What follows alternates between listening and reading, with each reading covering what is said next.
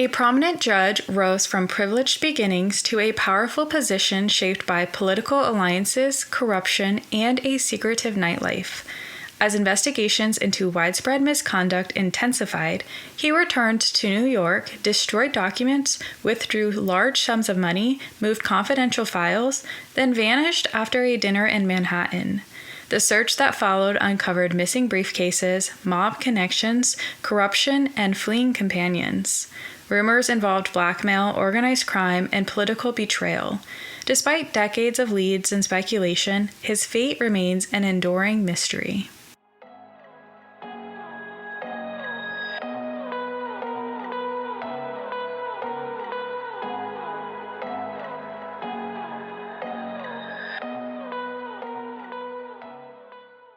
Welcome to Without a Trace. I'm your host, Jalyn. Every file holds a mystery. Every story deserves to be heard.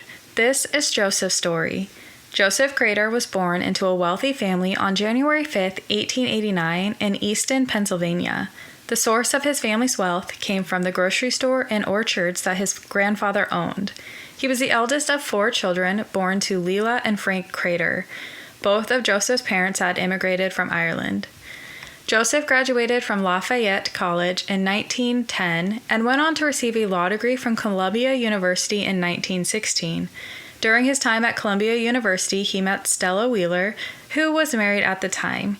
He helped her get a divorce, and they married 7 days after her divorce was finalized in the spring of 1917.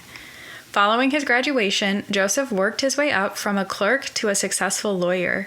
He took a job at New York University where he taught law at night.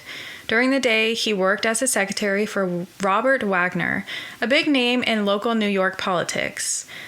Joseph worked for him until Robert was elected to the United States Senate in 1926. Joseph, blessed with charm and quick wits, soon realized that politics could be his path to easy money, so he threw himself into the local dealings of Tammany Hall. Tammany Hall was a powerful political organization in New York City, founded in 1786. It became the main local political machine of the Democratic Party and was known for its influence in city politics, particularly during the 19th and early 20th centuries. Joseph often worked late hours on party affairs, mixing business with pleasure. That dedication paid off. He formed relationships with influential figures like New York Mayor James Jimmy Walker, Governor Alfred Smith, and then New York Governor Franklin D. Roosevelt. Tammany Hall was often associated with corruption, and as a member of Tammany Hall, Joseph also rubbed shoulders with gangsters and bootleggers like Jack Legs Diamond, a notorious gangland figure of the time. These friendships cemented Joseph's future in New York politics. On April 8, 1930, at the age of 41, New York Governor Franklin Roosevelt appointed him as Justice of New York Supreme Court. Rumors swirled that Joseph paid some people off to get his new job. Right around the time that he got his judgeship, he withdrew $22,500. The amount of money was never redeposited into another account, so it's unclear what he used that enormous amount of money for, but this amount was the annual salary of the judgeship and was the usual amount that people paid when they paid others off for the job.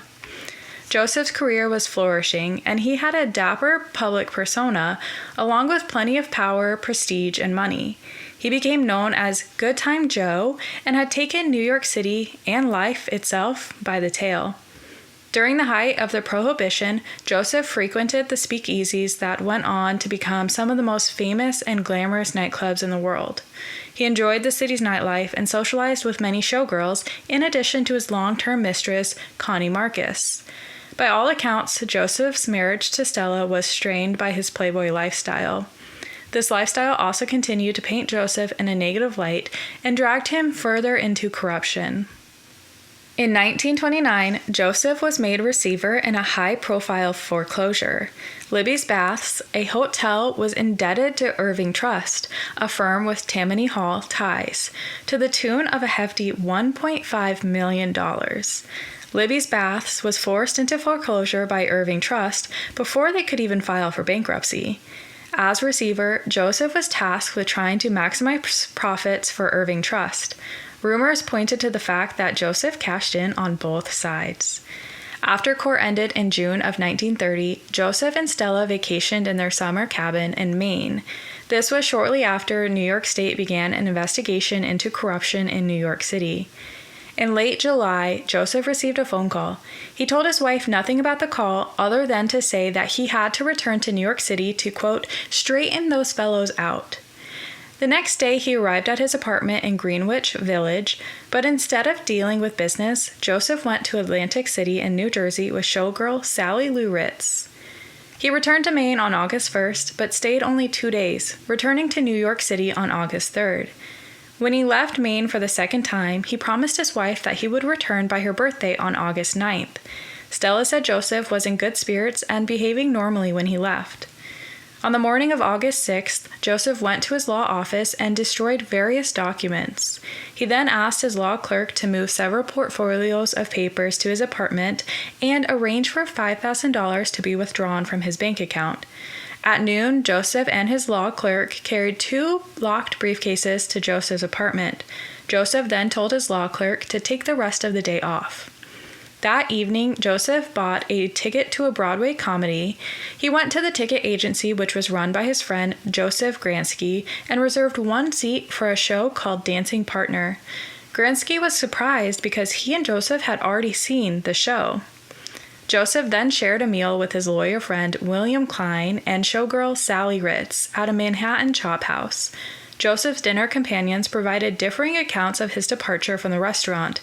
William initially testified that the judge got into a taxi cab outside the restaurant about 9:30 p.m. and drove west on 45th Street.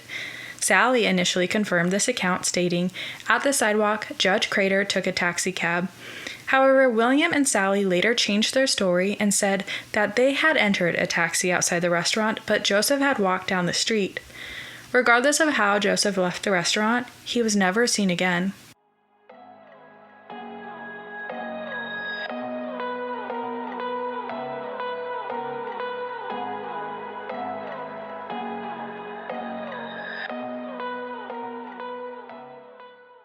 Joseph's disappearance did not elicit an immediate reaction. Because of his frequent comings and goings, his wife was only mildly concerned with his absence at first, though she grew nervous when he didn't make it back for her birthday on August 9th. After 10 days passed and Joseph failed to return to Maine, Stella began making calls to their friends in New York, asking whether anyone had seen him. When those efforts yielded no clues, she sent her chauffeur to New York to look for Joseph. But he only found assurances that Joseph would eventually show up. Stella hired a private detective, but just like the chauffeur's efforts, it failed to find any trace of Joseph. Everything at the apartment seemed normal. Travel bags, clothing, and his other personal effects were there, but there was no Joseph. Friends remained confident that he would soon be seen.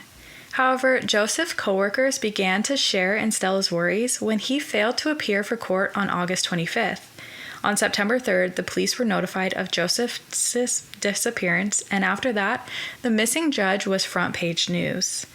A month after his disappearance, but within a week of when the official search began, authorities had traced nearly every second of Joseph's trip to New York. After his dinner, though, the trail went cold. The police inspector issued this statement: "We have no reason to believe he is alive and no reason to believe he is dead. There is absolutely no new development in the case." At the time of that statement, a friend said that Joseph had mentioned taking a trip to Canada, though he gave no reason why.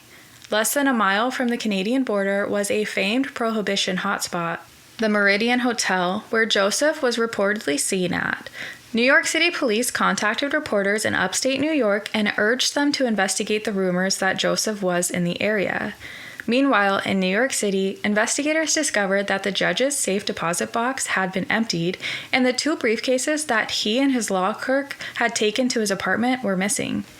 A grand jury convened in October 1930, calling 95 witnesses and amassing 975 pages of testimony.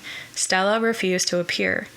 The jury concluded that the evidence was insufficient to warrant any expression of opinion as to whether Joseph was alive or dead, or as to whether he had left voluntarily, or if he had suffered amnesia, or was the victim of a crime.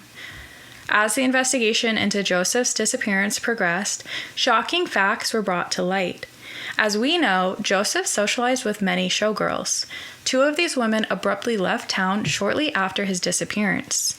Sally Lou Ritz, rumored to be Joseph's mistress, left New York in August or September 1930. She was found in late September 1930 living with her parents in Youngstown, Ohio. She said that she left New York because she received word that her father was ill. She was still being subjected to interviews by police in relation to Joseph's disappearance in 1937, by which time she was living in Beverly Hills, California. Then there was June Bryce, another showgirl, who had been seen talking to Joseph the day before he disappeared. A lawyer representing Stella argued that June had been at the center of a scheme to blackmail Joseph and that June's gangster boyfriend had killed the judge. June disappeared the day that a grand jury was to convene on the case. In 1948, she was found in a mental hospital. Joseph's jacket was reportedly found in the apartment of Vivian Gordon, who was involved in high-end prostitution. Vivian had relationships with a large number of influential businessmen, and she was the owner of a number of properties believed to be fronts for illegal activities. She was seen around town with gangster Jack Diamond, with whom Joseph was rumored to socialize with. Stella found envelopes containing checks, stocks, bonds, and a note from Joseph on January 20th, 1931. The items were in a dresser drawer that had been empty when searched by police. The discovery led to new, but ultimately inconclusive leads, and no further trace of Joseph was found. The case was officially closed in 1979. At Stella's request, Joseph was declared legally dead in 1939. In 2005, New York police revealed new evidence had emerged in the case of the city's most missingest man. A Queens resident who had died earlier that year had left a handwritten note in which she claimed that her husband, New York Police Department Detective Robert Good, had learned that Joseph was murdered by Charles Burns, a New York Police Department officer who also worked as a bodyguard of the organized crime group Murder, Inc. According to the letter, Joseph was buried in Coney Island, Brooklyn. This site has been excavated during the construction of the New York Aquarium in the 1950s, long before technology existed to detect and identify human remains.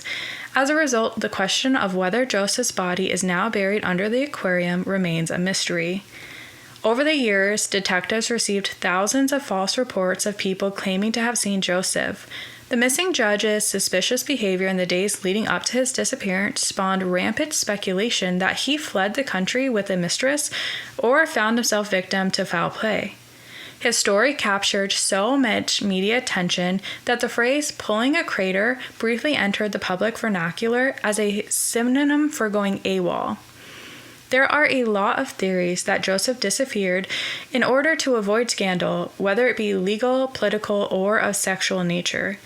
At the time, there was a political scandal involving a judicial office buying, which implicated a very close ally and friend of Joseph's. Joseph himself was also on the verge of finding himself in a political scandal. There is a lot of evidence to strongly support a theory that he was involved in a Tammany Hall political scandal. Newspapers from the days leading up to Joseph's disappearance shed light on the fact that the walls might have been closing in on his and his associates' involvement in political corruption. Tammany Hall controlled the city government at that time. The mayor, Jimmy Walker, along with the city attorneys and city department heads, were all local to Tammany and were finding themselves in a scandal. Many believe Joseph died on the night he went missing. Some theorize that Joseph's death had something to do with his tendency for spending time with prostitutes. In an early draft of her memoir, Polly Adler, a brothel owner in New York City, suggested that she knew what happened to him and that he might have been a customer of hers that night and died in a sexual act. Polly's business partner, Dutch Schultz, was a very well-known mobster and was the kind of person who could have made somebody disappear. Joseph's wife expressed her belief that her husband had been murdered. However, despite all the theories and the years' worth of media attention, Joseph's disappearance has never been solved. Thank you for listening to Without a Trace. I hope you enjoyed our deep dive into Joseph's disappearance. If you enjoyed today's episode, please subscribe and follow Without a Trace on social media. And join me next week as I dive into another case.